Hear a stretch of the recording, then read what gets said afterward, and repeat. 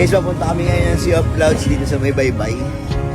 And syempre bago makarating doon, kailangan mo muna sumakay na habal-habal. You know, let's go.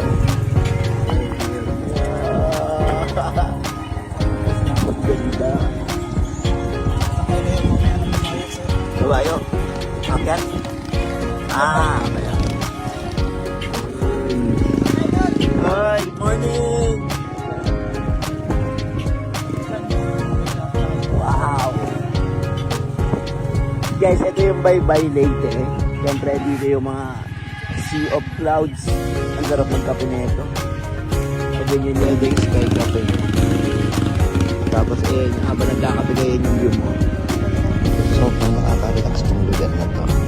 Kaya kapag naglalaw kayo ng Leyte, isa to sa mga dapat mong puntahan at bisitahin. Sobrang ganda. Sobrang ganda niya. Makakalimutan mo yung kape, yung pagkain. Taring titignan mo na lang talaga sobrang ganda na view niya. Dito nga pala kami tumuloy sa Sky Cafe. Saan nakikita ang Sea of Clouds. Grabe talaga yung morning dito. Biruin mo ganyan yung sasalubong sa yung umaga.